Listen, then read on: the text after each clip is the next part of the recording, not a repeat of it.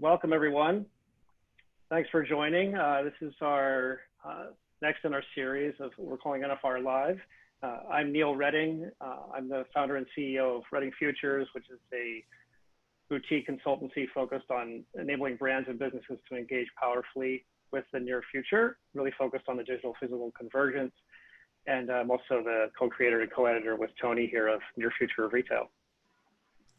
And I'm Tony Parisi, head of VR and AR ad innovation at Unity Technologies. You may know about Unity, premier content creation platform for 3D graphics, mobile gaming, and we also have the top in-game ad network. At Unity, I oversee advertising innovation, which includes all kinds of 3D advertising for products and retail-oriented initiatives. Very happy to be here today. So Neil, why don't we set this up for a minute or two before we introduce our panelists? Yeah, sounds great. So just a minute or two about Near Future of Retail. So Tony and I, as the co-creators, we go back many years. We've been friends a long time, and we're career technologists. And we really got our start kind of in the heady, expansive days of San Francisco in the 90s. And so while we're technologists, we've always been really passionate about this convergence of digital, physical, and kind of multi-dimensional experience and so on. And that's really guided us through our careers.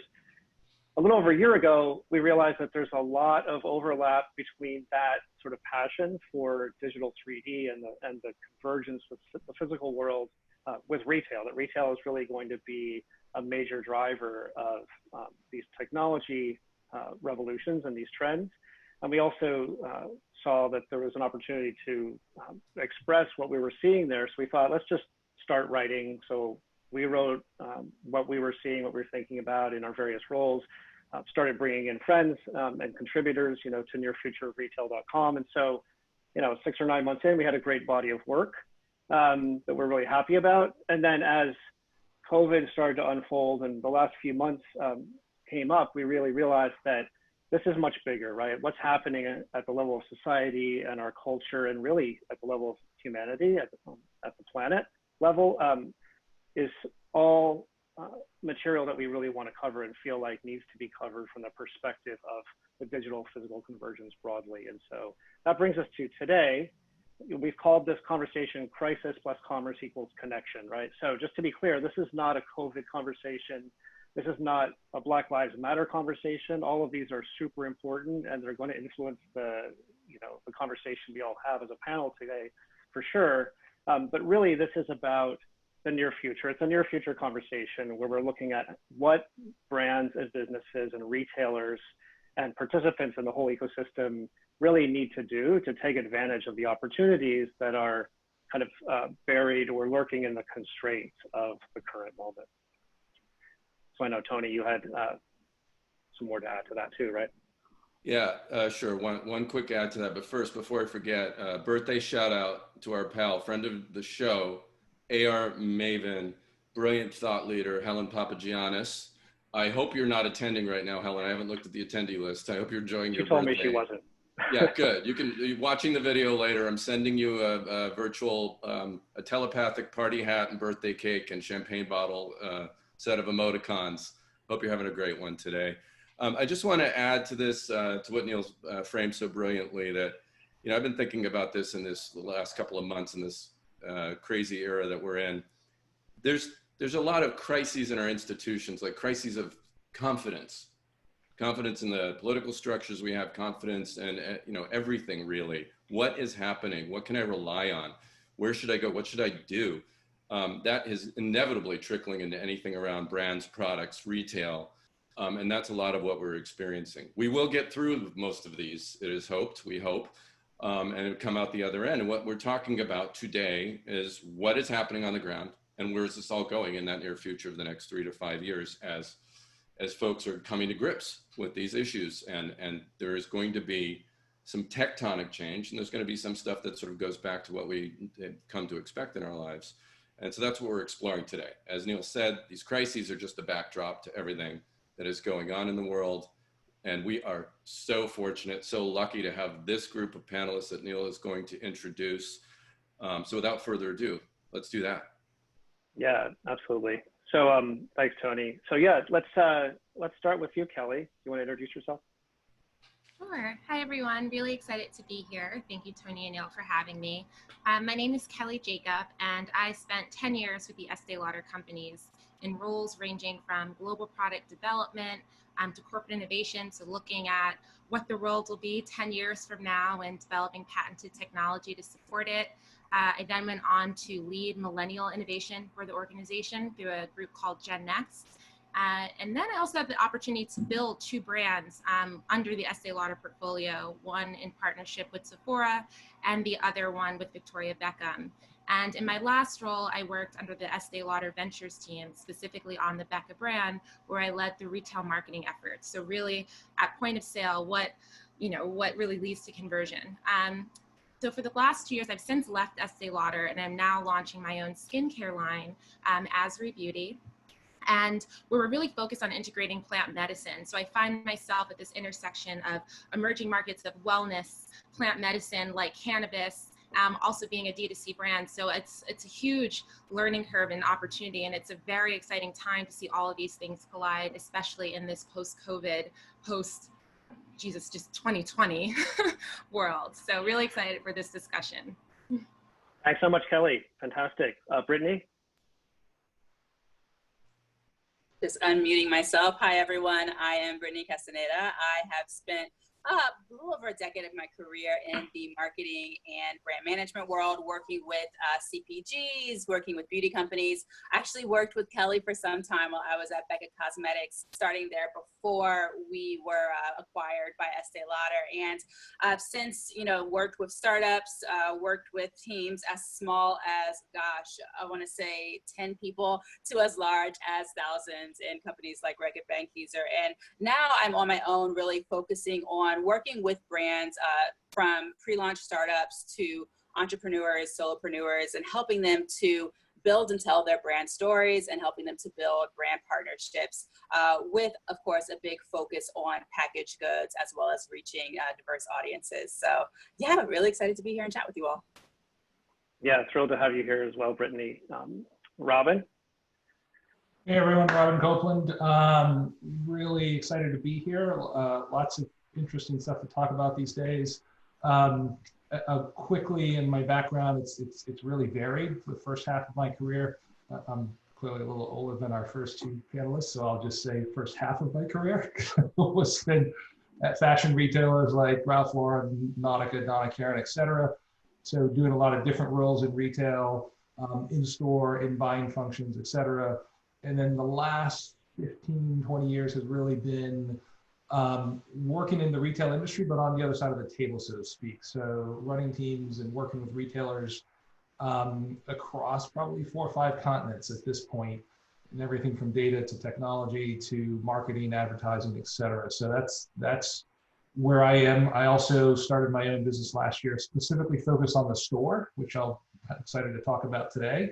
But I think the store is still the linchpin to the whole customer experience, regardless of all the convenience factors of online, and there's a lot that's going on that's impacting the store that's worthy of our attention. So that's my story.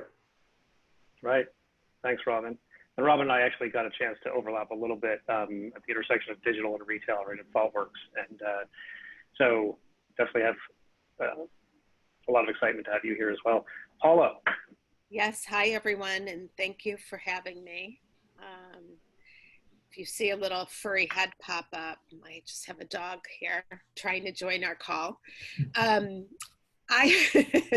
spent my whole career in retail, growing up in the merchandising planning area, and then moving into customer engagement very early on with the first in-store CRM type of systems with a lot of luxury brands we were working with, and really found a passion for it. So about 7.5 years ago, I started a company called Demand Worldwide.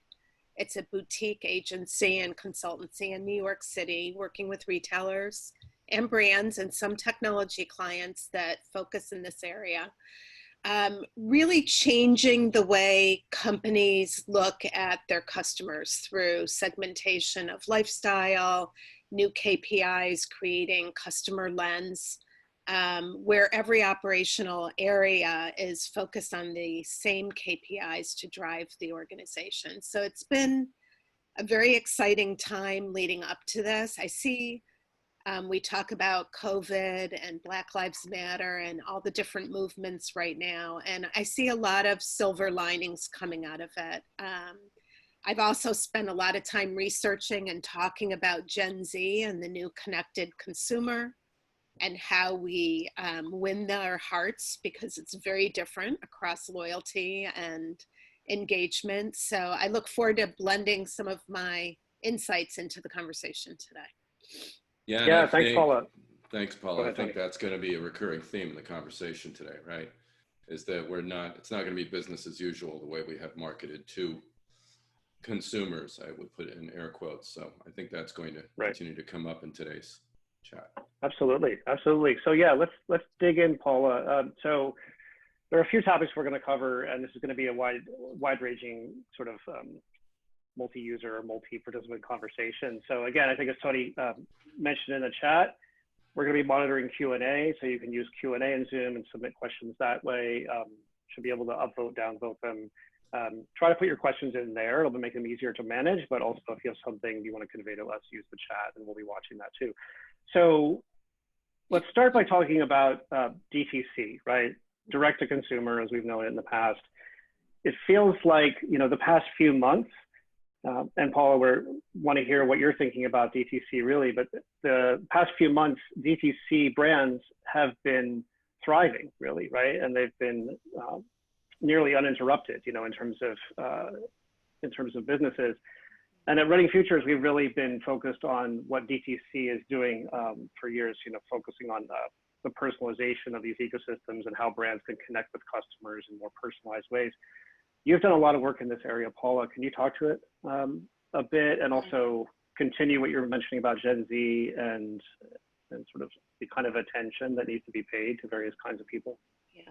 Yeah, absolutely. I think you're right. The 100% D2C brands really, were very successful during this time. Their supply chain, their staffing, their skill set, everything was there to really support. And Robin and I have worked together quite a bit over the years as well. And in a community group, we heard a number of these retailers say it was every day's been like Christmas. Just the volume of everyone shopping online versus going into the stores. And then there's the omni-channel retailers and brands that may not have been as prepared, where they found themselves overnight shifting into 100% D2C. Some did better than others. Some had a hard time fulfilling. Others figured out very quickly how to pivot and start to fulfill locally out of stores and do some white glove services, which I found really interesting. And others, some very high-end luxury brands that I have that really never sold online. It was purely a branding communication mechanism for them, and they really suffered. So I saw everything across the board. I think Gen Z fascinates me because for so long they were grouped into the millennial grouping, and they're so different. And there are some similarities, but what's fascinating about them is, you really need to be able to listen. They want to be in the driver's seat. They want to engage. They want to have a voice. And when you win them, you really win their loyalty. And it's more than just posting a letter or, putting something up on the website. It's really actions. So both brands and retailers really need to step up to the plate right now and start to really listen, figure out how to listen and hear and bring some of the insights from the different communities that they're connecting with, and use that for their marketing, for their engagement, for their branding. And I think that as hard as it's been the last several months, there's a silver lining here where everyone's woken up and realize that they can't have a 3 to 5 year plan. They have to move now. And Right. they've also realized that all the barriers they thought were there to move to the next level, they've been able to do. It may not have been pretty, and it may have been a little kludgy without technology in some cases, but they all got there because they had Right. to. Right. Yeah, you're reminding me of something that Scott Galloway, who some of you may listen to, has been saying repeatedly recently, which is that he just says, I consult my clients. What I tell them to do is look at your 10-year plan that you had 6 months ago and implement that now. Like that's what you need to be focusing on, whether it's like how you connect with customers, the kind of resilience of your logistics, you know, what technology you're using, all of it really, right? How you're staffing, how you're thinking about the physical space and all that. But Brittany, I noticed you were nodding really vigorously. Do you want to add something to what Paula was saying? Yeah, I think we're going to talk about this a little bit later, but particularly with regard to a lot of the social justice movements that are happening, the big push from consumers, from citizens to invest in anti-racism work on a personal, on a corporate, on a governmental level. I think it's so incredibly important to, just like Paula noted, that you listen to your consumers, that you listen to your staff, and not just that you listen once, right? Anyone can just hear something, make a note, respond in a post, but you have to keep listening. You have to keep actually implementing what you say you're going to do. And I think that's one thing that, I mean, I'm solidly a millennial. I guess I'm an older millennial, yeah. But that's one thing that I know it holds true with my peers, and one thing that I'm seeing holds very true with Gen Z. They will call you out if you're not actually following through, right? You have to keep what is it? Keep walking the talk, walking the walk. I can't just be a one and done. Right. I can't speak for Neil, but he's probably had similar experience. Our children are about a year apart. They're Gen Z. These people are just now up and coming and self-determining, right? I mean, late teens, early 20s. Yeah. So yeah, I mean, they finally are becoming their own cohort, Paula. And to Brittany's point, I think it connects up in a sense that, doesn't it feel like people, this can't be a checkbox in terms of like CSR anymore. This is not social good anymore. This is front and center now. This has to become core strategy. This is no longer this little side hustle checkbox. Absolutely. In your diversity department. Yeah, and Right? again, yeah, it's the action. They're looking for, how are you going to back up what you've been saying and actually show us? And, you know, they're very loyal when you win them, but you can easily lose their loyalty if you don't follow through. Absolutely. And I think one place to really see this is on Instagram, honestly. When you look at all of the posts that were happening as the Black Lives Matter movement really escalated, you saw a lot of brands posting on Blackout Tuesday with a square or a letter or a message. And that, in many cases, that was great. And that was a massive step compared to what they had done in the past or would normally do. However, you also saw consumers, their audience really pushing them in the comments, you know, like, yeah, you're making the statement, but what does your board look like? What does your team look like? Who is running the marketing? Who is doing whatever? Like they want to know that the real steps and the real work is being done behind the scenes. They're putting or bringing brands to task on it. Absolutely. Yeah, that reminds me a little bit of the 15% pledge. I don't know if we want to spend time talking on that, or any of you have a particular point of view on that. I was excited as a really like tangible move and prompt, and obviously is aligned with, you know, taking real action and not just saying we stand with XYZ or we stand with Black Lives Matter or something. Yeah, I mean, so that kind of action is really valuable, right? Yeah, we've seen, oh, I'm sorry. I was just going to say, we've seen a number of retailers and brands that have come forth, and they're actually focused on HR and who they're bringing in for talent that can help them with diversity and training and promotions, and to really make some action happen. So right. I think that's a really positive move. Absolutely. Great. So let's keep things moving, and let's shift a little bit into the physical store.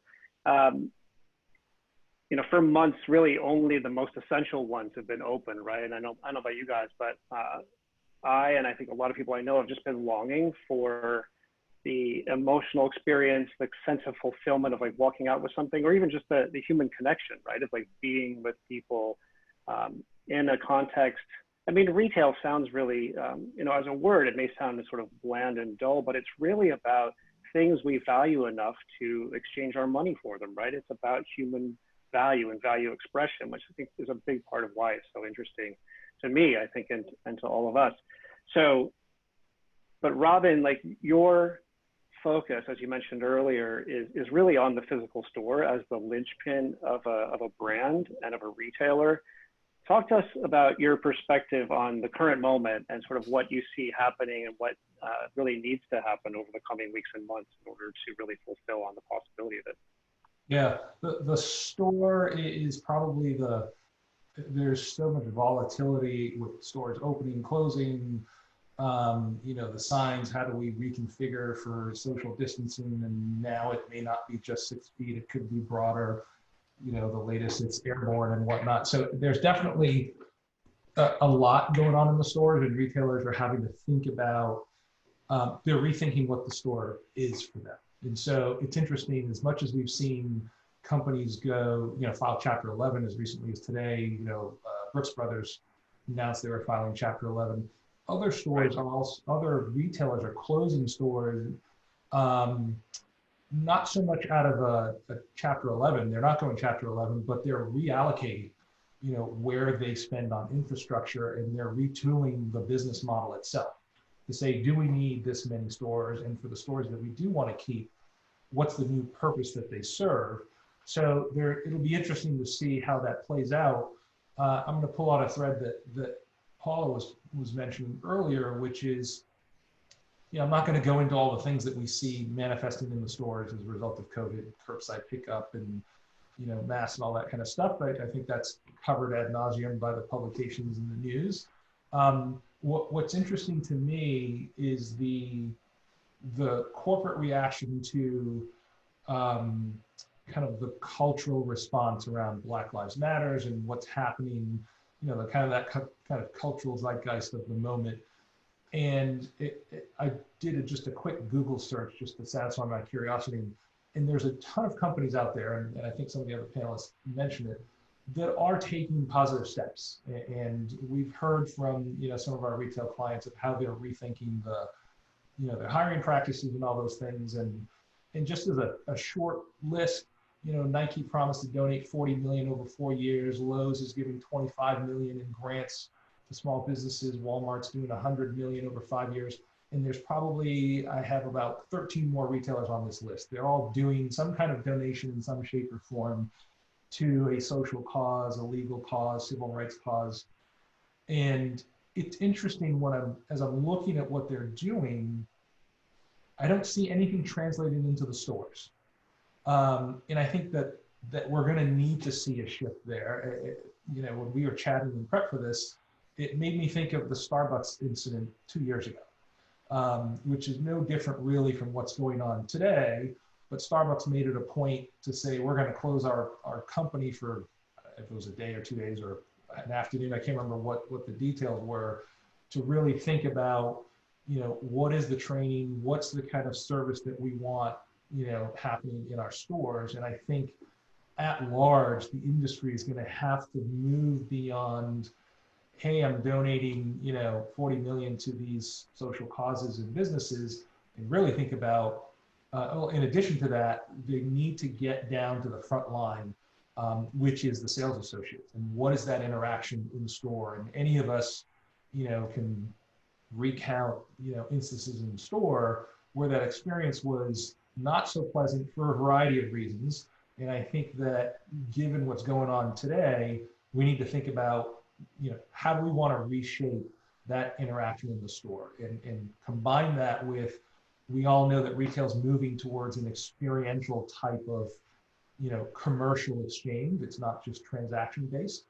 So I think there's a lot of interesting, you know, conversations to be had when we think about, okay, we're going to reopen. Not only do we have to deal with kind of rebuilding and reestablishing relationships that have been on hiatus for the past several months, but given what's going on, do we do things differently? Do we approach customers differently in the store?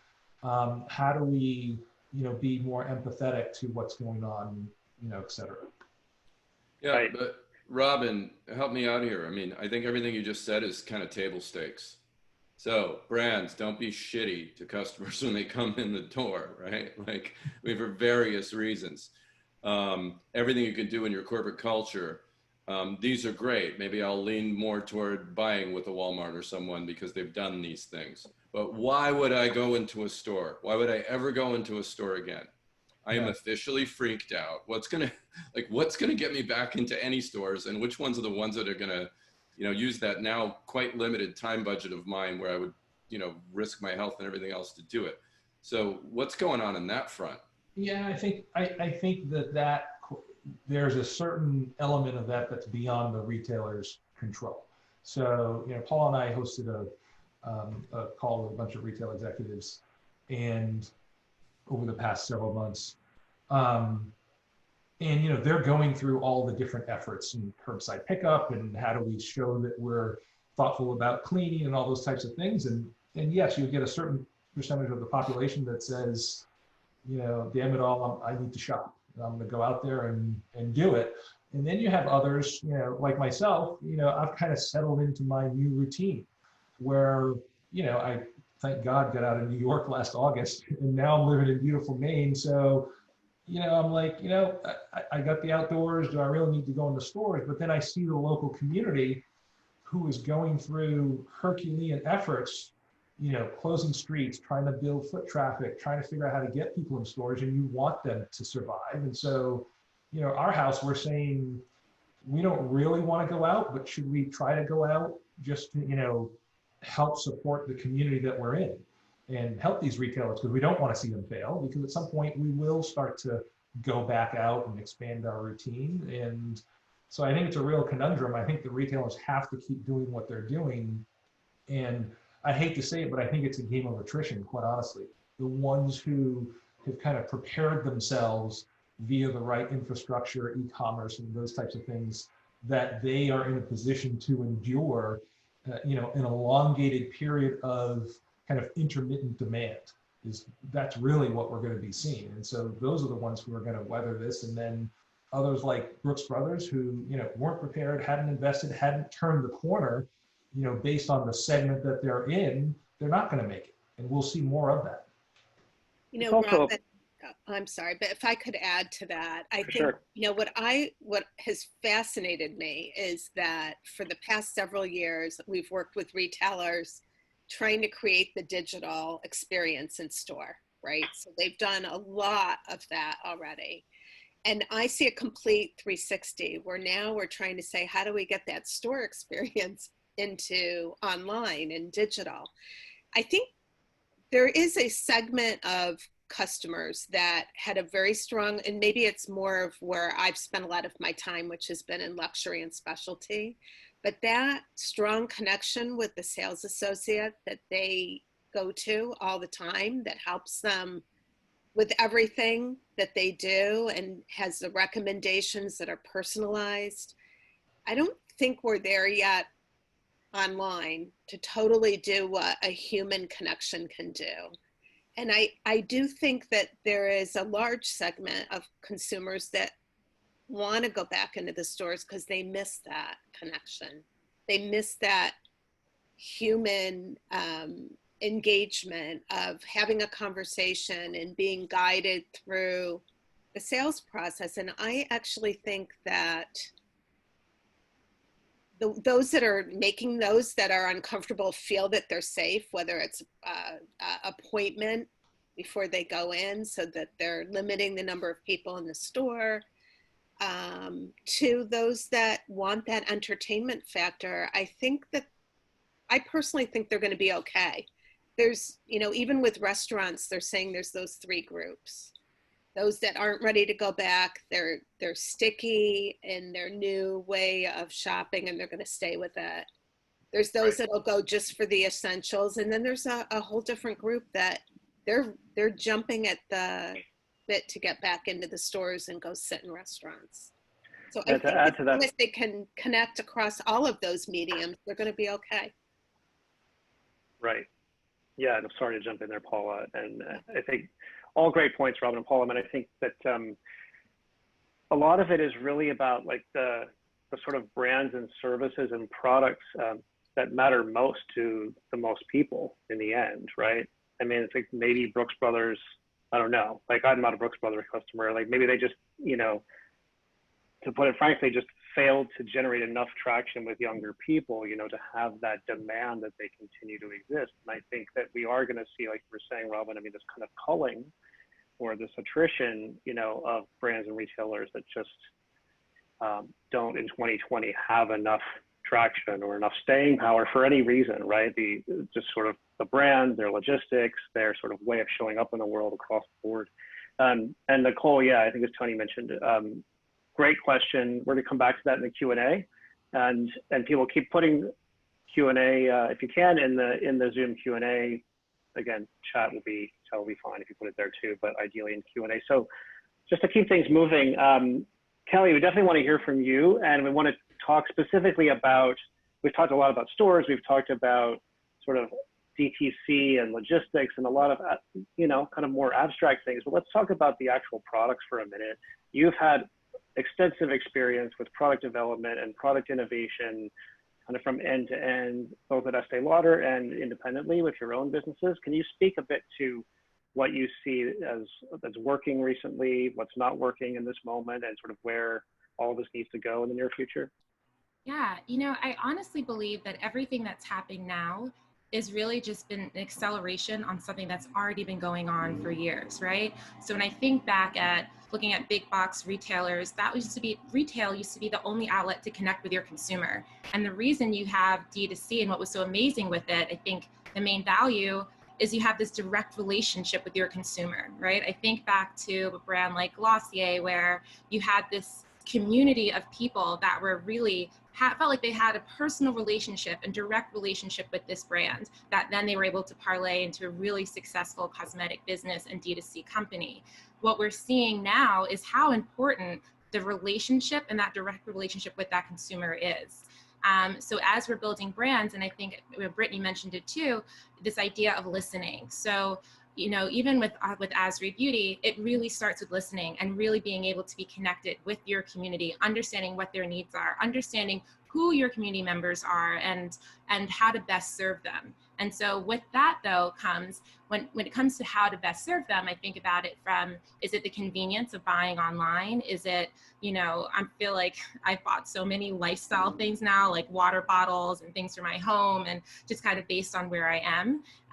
But then at the same time, thinking about how to reach that consumer. So even though for our company, we're a direct-to-consumer brand, down the line, we may find to reach our consumer, it will be in a retail environment. And maybe they want something more tactile to try things on, and we'll have to make those decisions on. But throughout the entire way, it's not just about this kind of mark of, okay, we've got a social following, okay, we've checked the box, we did an insight group. It is an ongoing relationship that is a continued feedback loop that your consumer almost feels a part and as invested in your brand as you do. And I think that's what we're seeing. The brands that have that investment in community and relationship and that strong bond with their consumers are the ones that are thriving and are the ones that are going to lead this evolution to this kind of retail 2.0 as we'll see it evolve into. Right. Yeah, I know. And that's really, everything you're speaking to is really the connection in the title of the session. You know, we wanted to just really focus on connecting with each other and connecting with brands and making that strong connection, which allows for respect and personalization and meeting customers where they are and all of that. Brittany, so you are really, you know, just, I feel like as deeply as Kelly is an expert in kind of the product development and product innovation world, you're really expert in like how products show up in the world, right? Sort of merchandising into stores and expressed through various kinds of channels. Can you speak to your perspective on that in this moment and sort of where all that needs to go in the coming days? Yeah, absolutely. I think that, as I believe like Kelly has mentioned, I think Paula spoke to it a bit earlier, a lot of what we're seeing is just a lot of the urgency that we're seeing is really a lot of issues that have always been important kind of coming to a head, so to speak. So the issue of inclusivity and representation, the issue of, you know, thinking about customer and employee safety. as we think about reopening with COVID, we have to think very critically about how do we make sure that we're paying attention to the health and safety of the people who are actually working in the stores, right? Who are getting more exposure to anyone else than versus us who are just browsing. And so, consumers, again, are really paying attention to all that. And I think, the things that have always mattered, making sure that in-store representation of the brand reflects the real world, reflects the consumers, reflects the target demographics. That's always been kind of table stakes, but again, consumers aren't really going to let you get away with doing otherwise. So I think that when I think about how to set yourself up for success as a brand, especially in this particular cultural moment, a lot of it is about not only identifying, okay, what are our plans for the Galloway quote for 10 years from now? What are our plans for the future? Not just about reacting, but it's really about also thinking about where you can acknowledge past, maybe not wrongdoing, but where you can acknowledge where there have been shortcomings, where you can acknowledge where you haven't maybe done that well, and you can address it, you can fix it. Now, addressing it may not always look like a public statement, right? It may not always look like a grand apology, but it will look like visible change in what you're doing in the store. I think an example is the time that I spent at Becca Cosmetics. Becca has always been a brand that, what did we used to say? We're like, it's about a beach state of mind. And so the aesthetic was always natural, glowy skin, really beautiful, flowy, natural you. But the models always looked like the same, wavy blonde with the wavy hair on the beach. Maybe there's a brunette. And that really just did not reflect the truth of the brand. Speaking to Kelly's point about development, this is a brand that had, what was it, Kelly? It was like almost 40 shades of foundation, from very porcelain fair to really deep, rich brown. And so we needed to update our visuals. And I think that's part of it, right? Is making sure that you are reflecting the people who you're serving, reflecting the world around you, making sure that decision to make that reflection is really carried through in how you're casting for shoots, who is actually working behind the scenes. So the photographers, the producers, the creative team, the marketing team. Do you have inclusivity on your team? Do you have someone internally who is calling things out? And even if you do have those people, are you tokenizing them, or are you creating a space where they feel safe and comfortable to call something out, to be heard? Are you listening to your team internally? The listening doesn't stop at the consumer. You have to extend it to the people that you have in-house. And I think that when I think about making the in-store, the in-person, the consumer-facing face of the brand reflect the real world, I see a lot of brands that are trying to, maybe floundering, and trying to realize this aspect of I want to say like hyper customized personalization. And I know Kelly and I have spoken in depth about this, but you see brands like Pros, Gainful is a new protein powder company. I believe there's like Care Of, which is kind of more just like a mix match of vitamins. But you see brands that are coming out with like hyper individualized formulas, right? And that's not necessarily going to be realistic for every brand and for every company. You can't just make one product for every consumer. You can't make one campaign for every consumer. But what is important is making sure that there's a feeling of inclusivity. You have kind of a good breadth while still reflecting the core of your brand. And you're creating an atmosphere where even if the consumer does not see directly themselves, like even if I don't see a tan skin, curly black hair woman who lives in New York City and is like blah, blah in your ad, I need to be able to reasonably imagine myself as being welcome in that world, right? So this is a bit of a long response. Clearly, I'm really passionate about it, right? But it's all about those key elements of listening to the consumer, listening to your team, reflecting on where you've really gotten it right, where you may not have gotten it right, and making those real changes and creating more of an expansive world. Of course, speaking to the issue of diversity and inclusivity. Right. All of that rant, Brittany's got me thinking more than anything about machine learning. I don't want to blow this up right now, the conversation right now, but and this may blow the thread up, but technology could really help or hinder here, right?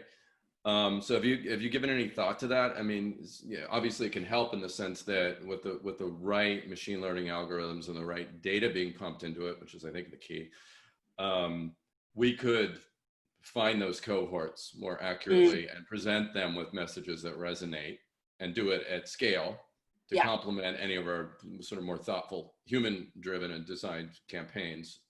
But obviously I think probably, you and or Kelly would have a lot to say about how that can go horribly wrong if the wrong data is fed into the machines. Yeah. I mean, I think, sorry, Kelly, if you want to, I've been talking for a while, so if you want to go ahead. I was just going to say, I think to your point, machine learning can really help, but it can also hinder. As a woman of color, there are so many times those little automatic hand washer or faucets don't work because they don't recognize my skin tone. And how, people that are writing the code for a lot of these technologies have to really be cognizant of a broad range of users and really have to be inclusive in their development process and gathering insights to make sure that we're really developing for all. Because one of the things we think about is you really can't segment your consumer by demographic, like, oh, we're just Books Brothers and it's just this type of person. We're really starting to deal with psychographics, right? And you have all these microcultures within your kind of broad consumer group. So thinking beyond your target market, but really thinking as broadly as possible. And how are you leveraging technology that's truly inclusive? And as developers, what steps are you kind of putting in place to ensure that it's really going to be used by all and everyone has that same experience? Yeah, and I was just going to add in, when it comes to machine learning, using data to really customize the consumer's experience, that can also extend to what it very commonly extends to is that customer experience, right? The customer service experience in particular.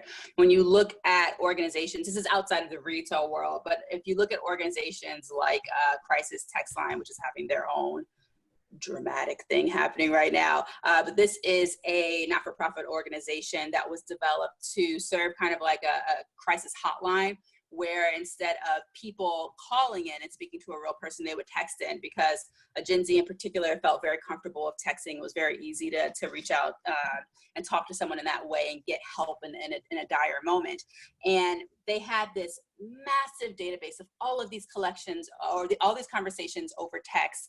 And then I believe that one of the leaders of the organization was then developing a for-profit corporate or organization that was all about helping brands develop more empathetic conversations with consumers, leveraging the data that they had gained from crisis text line conversations. Now, I don't know all of the details of how that data was gathered, but just when we think about machine learning, I think, especially when it comes to AI and conversations that you have with the consumer, wherever that experience is built in, we also have to make sure that we're reflecting on how ethically we're gathering the data, where the data is coming from. Are we getting the data from a diverse set of people? Are they willing? Are they happy to share their data? Do they know about it? Will it be a crisis and blow up when people know where you sourced your data from? So definitely something else that must be considered in the search or the surge toward more and more machines. Skynet world. No. Yeah, it's every time we get into the conversation with this level of depth and this many people, it's like an hour, right? I mean, how can we cover all this stuff in an hour? It's just too much. But I love everything you're both saying there, and Tony, the prompt around machine learning and data and sort of where we've seen it fall down so far, right? The machine learning behind facial recognition obviously has been in the mainstream news, through all of these protests, through all the police brutality that we've seen. But we want to just take a few minutes, because this is what Tony and I really, is kind of our beat at NFR, is near future casting, we call it, right? So just talking about what we see emerging. And while I usually talk about the near future, people say, what do you mean? I say, well, the next 3 to 5 years, right? In the last few months, it's been like, well, can we talk about 3 to 5 weeks maybe? Or some days it feels like hours, who knows what's coming next?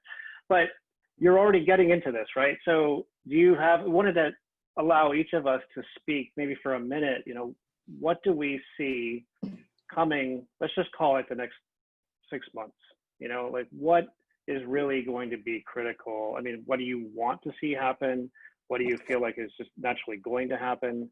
I feel like I've already heard a lot from, I kind of infer what you're thinking, Brittany, about what needs to happen. Yeah, is that fair? I mean, it's really the intersection of technology and listening, right? Yeah, and listening in the broadest sense, right? It's like, how can we pay really nuanced attention to the needs and the attributes really of all the customers that you're trying to target and all the audiences that actually see any of your content, right?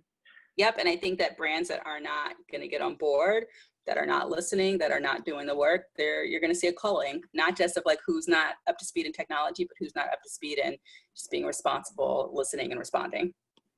Right. Great. So we promised we're going to get to Q&A at 10 of the hour. So do any of you, Paula, Kelly, Robin, Yeah, what are you thinking in terms of like, you know, the near future? What do you expect to I'll happen? add to, yeah, what Brittany said. I've been preaching micro communities and creating lifestyle brand groups, you know, of the customers, and having user generated content that isn't all machine learning and all, you know, ethnicity and different codes, but actually collecting that data directly from the consumer. Especially the younger generations, they are more than willing to share that data as long as they know that the services and the things that we return to them as retailers and brands are relevant and of value. And I'm hoping, I'm going to put a stamp on this, that I think that they're going to listen more to me now, that this is something they have to do, because it's so ultra important to connect at that level with your customers. Mm-hmm. Right. I think in-home becomes a new legit channel. So more so than just, it's a place where I receive deliveries and I can place an order from my phone. So just even looking at some of the questions in the Q&A panel, you know, I spent 5 months doing, working on a white paper, working with the Verizon labs in downtown Manhattan on the impact of 5G in retail. And it is profound when we think about what that does in IoT. It enables kind of that virtual and augmented, you know, interaction between the sales associate, and you can have a rich experience in home with the right technology, whether it's AR or, you know, VR, all of those types of things. And we're just on the cusp of that. And if you think about kind of this journey we've been on, it started with streaming services. It was like Pandora, Spotify, and then it went to Netflix.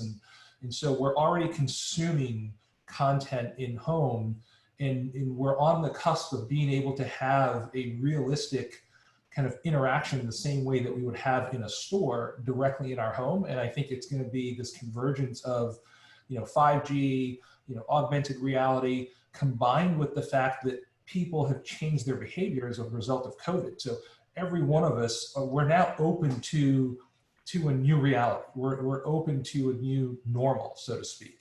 And so it's not a stretch for people to think and to adopt something that says, hey, I can look at, you know, a photorealistic avatar of myself and dress it, or I can look at an avatar or a virtual replica of someone in the store and have that kind of dialogue.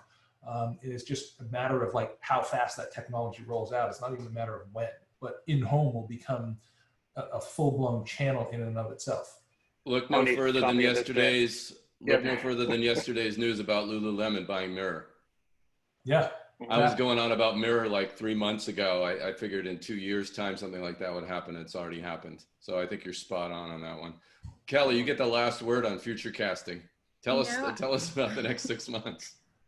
I honestly believe that there's going to be a whole rebalance of the commerce ecosystem, right? And I think we're going to see it take more of a form of kind of like the circle of life, of like kind of like the circle of commerce, where you have the consumer at the center of it, sharing insights, then, you know, also then becoming a brand advocate. I can't tell you how many things I purchased off of TikTok because of someone doing like a whoa move, but, you know, becoming, you know, a brand advocate. You have the understanding each touch point of your retail and brand experience. I really see it becoming more of this holistic view. It's kind of like omni-channel 5.0. And I think through that, this kind of new kind of rebalance, or looking at it as kind of like this circle of life type of way, it was going to redefine what retail is, right? So before, where you looked at big box retailers as just that connection point or a way to engage certain consumers, because brands are putting this effort in building stronger relationships with their consumer base, that opens up a world of opportunities in how they actually reach those consumers. And I think it's going to put its emphasis and acceleration on using technology as a form of reach, as opposed to just big box retailers. I think that through that, though. I don't think retail is dead. I just think that it will evolve into really being about a true brand experience and an extension of that brand. But it's like the circle of life is going on in my head right now. Yeah, no, Oh, perfect. wow. I What a mean, great last word, huh? Yeah. I love it. Yeah, Tony. I mean, you and I do this kind of thing all the time, but it's like, I feel like you guys have covered it, right? I mean, everything that we love to express through near future of retail. I mean, it is really about these holistic ecosystems and meeting customers where they are, as you said, Robin, and representing things digitally in 3 dimensions and being resilient across distance, you know, for people and for physical objects like products. So yeah, I feel like we've covered it. Like all that is going to happen, and I think it's going to happen even faster, as Robin's pointing to, and Kelly as well, like than we probably expected a year ago or even 6 months ago. So Q&A. Tony, do you want to? Let's spend 6 or 7 minutes on that. Whoever jumps in, let's try and answer each question in about a minute so we can cover most, if not all of them. Let's start with Bay Redding O'Brien. Hi, Bay. In my experience as both a sales associate and a consumer, completely agree. Only reason to go into a physical store is the connection to the assistance of a person. Do you guys think it will be possible to create algorithms or real people in digital retail experiences that can emulate sales associates and that they help guide customers to find what product is right for them? Let's start this one with you, Robin, and then open it up. Yeah, let's try to do it succinctly. I think this ties back to where I was going before, which is I think that digital interaction can happen in a much more fulsome way. So right now, there's different chat services, and I worked with a client, Mitchell's out of Connecticut, and they have their M Life, and the sales associate can communicate with their customers. But it's chat, and now it's evolving to video. And I think it's just, in short order, we're going to get to something much more realistic if we look at where some of the technology is going with AR and with bandwidth that's going into home, and with the fact that we're adopting technologies faster. So I think those interactions will become much richer in home. And it's not about, I don't necessarily think it will be a robot type experience, so to speak, although I think some of the Siri, Alexa services can play a role, but I think it's going to be more about the sales associate actually being present in your home in some kind of virtual way and having that kind of interaction. Nice. Anyone want to add to that answer real quick? Yeah, I will. I mean, I agree with Robin. I mean, I saw some very cute robots at NRF in January last year, but I still think it's that human connection. And I think that there's some retailers doing a really good job right now using some of those live chats and video to start the journey with the customer. So when they come to the store, if they come to the store at all, it can turn into an online purchase, or they can come to the store and things are waiting for them and it's highly personalized. And that sales associate that started with them online is meeting them at the curb if they aren't comfortable coming in the store.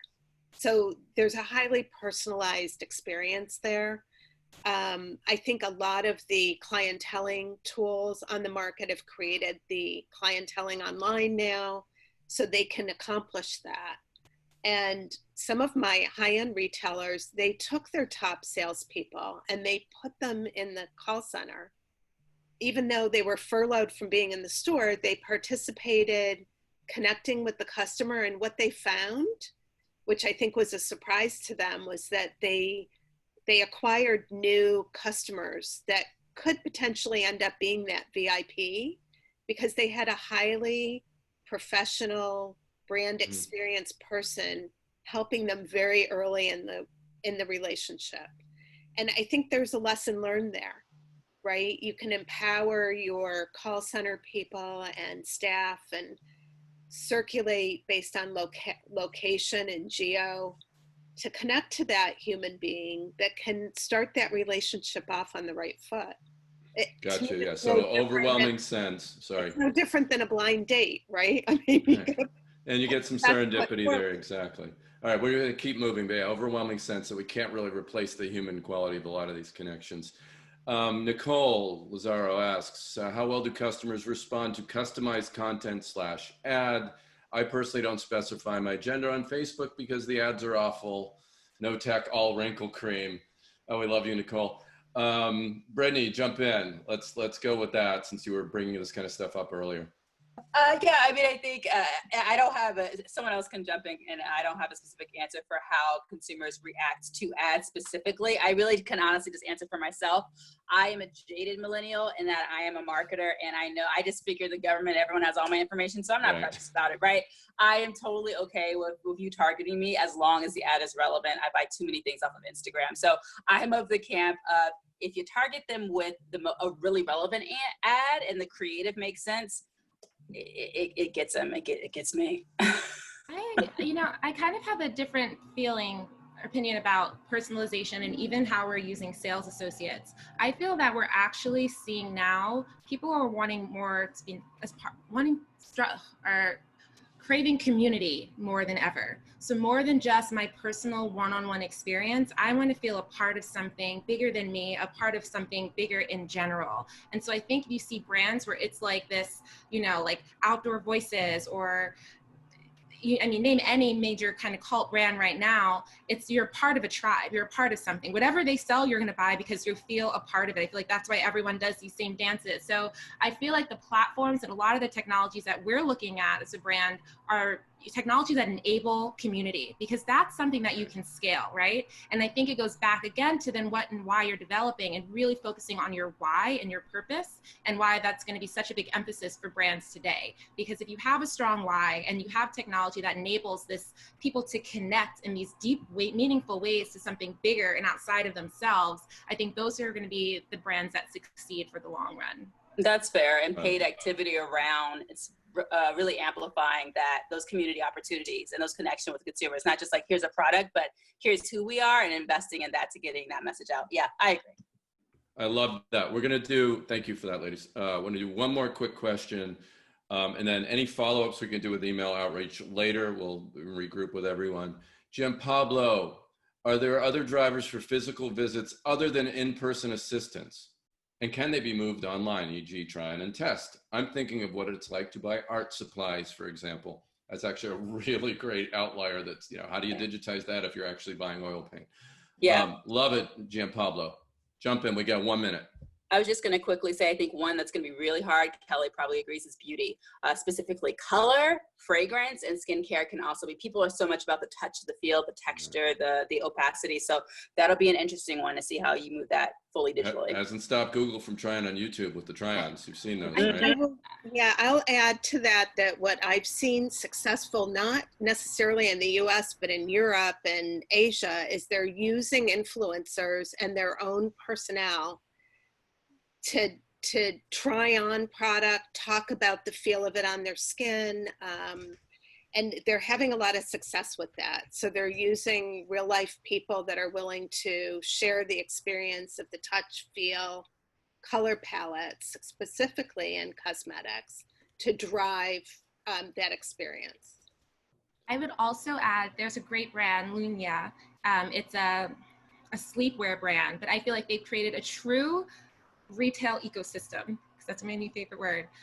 But what it is, it's their office, but in their office, they have a showroom, and there's only one store in San Francisco, but people can come in, you could try things on, but you're actually there working, you're visiting with the people that run the brand. They're using that retail space to get feedback. The consumers are actually making purchase in store. They're learning, they're gathering data, but then they're also using it as a touch point for community to make people and their consumers feel involved. So I think that's a great opportunity. And I think the way technology can play its part in is to help gather as much data from that interaction to help inform future developments. I think that's lovely, Kelly. Neil, take us home. Sorry to be that guy. We actually hit 4 p.m. Eastern. It always happens, I know. Especially when you have such a brilliant group. So why don't you wind us up, Neil? Thank you. No, absolutely. Thanks to everyone. All the panelists, amazing. Really exceeded my expectations even. And hopefully it did for all of you who joined us as well. Just a couple sort of bits of information as we're heading out of here. There's going to be a survey that'll come up afterwards. Like if you have any questions that you didn't get answered or any topics that you'd really love to hear, please just take 30 seconds and fill that out. We'd love to hear from you. And just thinking aloud. Neil, you want to flash up the contact info on the screen thingy? We're going to do that too. And Yeah, 1 second here. Where is that? Yeah, screen share. 1 second.